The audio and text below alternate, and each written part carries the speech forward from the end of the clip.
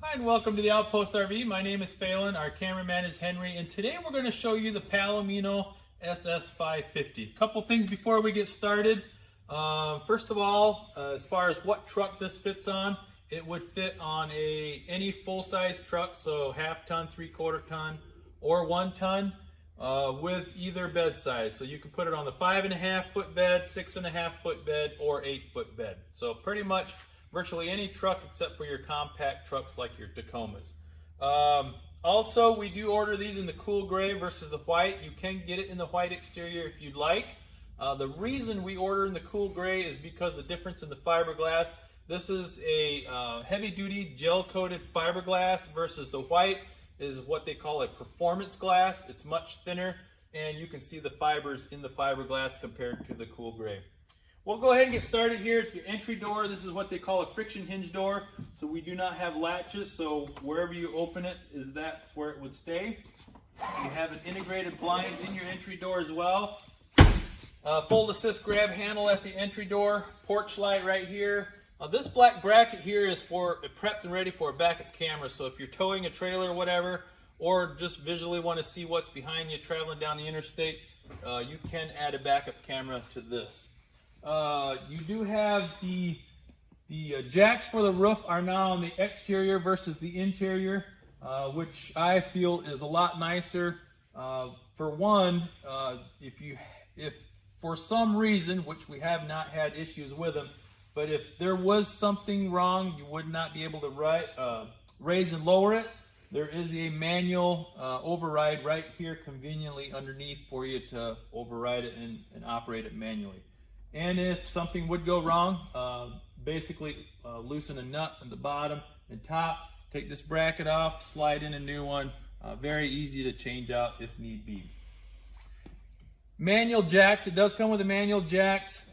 It does have your manual crank handle as well as an adapter. This here you'd use on a cordless drill, so you can run it up and down much quicker that way than cranking it by hand.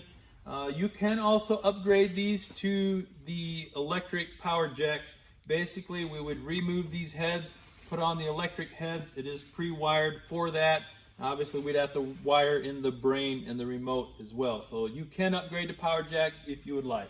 Outside shower does come with your hot and cold along with your coiled hose and shower head.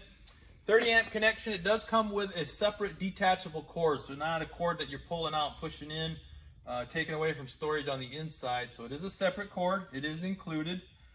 This port that you see down here, drain, is for the kitchen sink. So the kitchen sink actually does not have a holding tank. You can connect a hose to this, run it out in a tote or wherever. Water heater, this is an on-demand water heater, so you pretty much have instant hot water and endless hot water. And the real nice thing about this, it is 60% more efficient on gas than what they've used previously.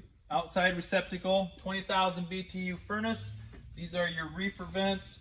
Freshwater connection. So if you are dry camping and you can fill your freshwater holding tank through this port, turn on your water pump switch on the inside for your water supply. If you're at a campsite, you can connect your water hose to the city water connection for your water supply.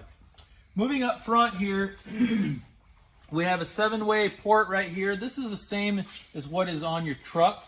And the 7-way, oh my goodness.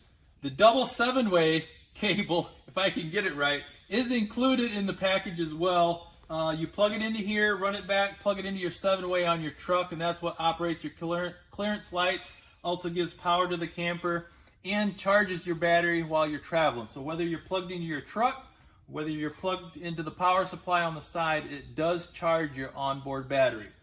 There is an additional portable, if you have a portable solar panel port, you can alligator clip to this to also charge your onboard battery.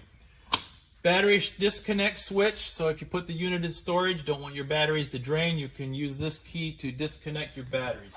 And one more thing, if you do happen to spend the night at Walmart or wherever, we encourage that you disconnect the 7-way, stick it in your holder on the side, because over time, if your batteries get weak and they end up dying, it will pull off of your truck if these batteries go dead. We will now move around to the front. He'll show you the front end here. And I'm going to slide a ladder over here. Like I failed to mention, this is the Badland series. So it has the Badland package, which would include the solar panel, which he's going to show you on the roof, as well as the Thule rack on the roof. And then I'll show you the second battery tray, which is additional, that comes with the Badland package. Coming back down, the second battery tray, I'll show you where the first battery is on the inside, but this is where your second battery would go on the outside. So you would actually have two batteries on this, on the Badland version. Not a whole lot on the passenger side. Otherwise, we have your 20-pound LP tank right here. That will be filled by the Outpost RV for you. And then I do have the window open so you can see there is cross ventilation if need be. I believe that concludes the outside of the Palomino SS550 Badland, and now we'll move to the inside. One more thing before we get started on the inside, I do want to mention the roof lift system on this. For the sake of time, I only lowered the roof part ways, but the roof lift switch is right here on the inside. You have your up and down to operate the roof, then on and off, so once the roof is in position, you can actually shut it off so somebody doesn't bump the button and run the roof. I do want to show you a trick to lowering the roof. It saves a lot of time and headache. I do have the 3-speed fan above the bed in high.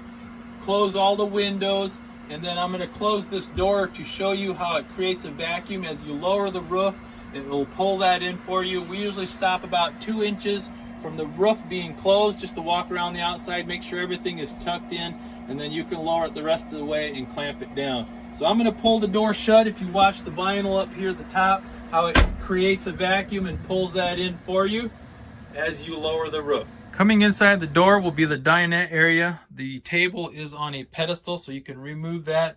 Also underneath the pedestal, that is a false floor, so you can flip that up for storage underneath there for your pedestal and whatever you would like. There is also a plywood board that is made up that we store usually underneath the mattress. You can notice the black brackets, so you would set that plywood on there. There's an extra cushion that you'll see on your bed, so you can fill this in if somebody, grandkids want to go along, and they can sleep down here in the dinette area.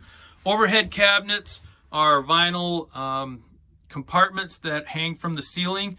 Those do hold a lot of storage. This one here has a shelf in it as well.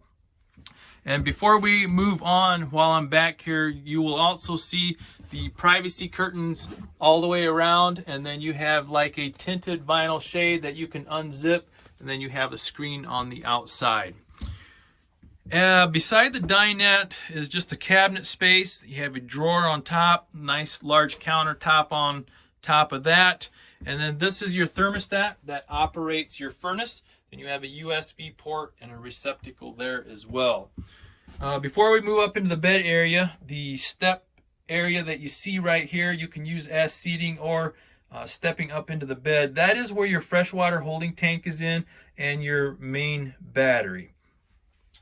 Your switch that you see right there is your water pump switch. If you dry camp, you have your LP carbon monoxide detector, your converter box, breakers and fuses would be in there. And then this is your controller for the solar panel on the roof.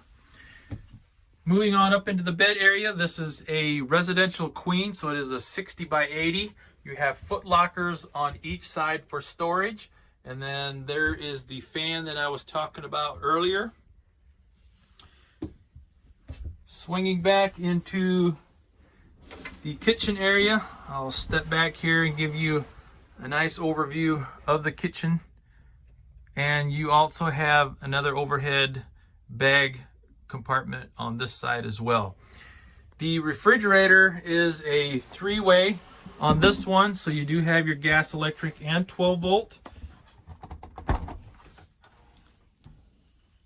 And it also has your freezer compartment at the top. Nice countertop above that. If you want to, these do not option in the microwave, so you could set a microwave up here on top and plug it into the receptacle if you need a microwave. In the kitchen area, at the base cabinet, you do have your furnace. This is a direct dump, 20,000 BTU. You have your water heater controller here, so you can adjust your temperature or turn it off and on. And then just some storage underneath there. On the countertop, you have a 2-burner stovetop as well as a sink. And it does have a sink cover that comes along with it. That is a single bowl stainless steel sink. And then I'll open this so you can see the 2-burner stovetop. And I believe that concludes the inside of the Palomino SS 550 Badland by Palomino. Give you a brief walkthrough. Again, you can contact myself or Henry or Jeremy at 866-338-9845. Again, my name is Phelan, and thank you for watching.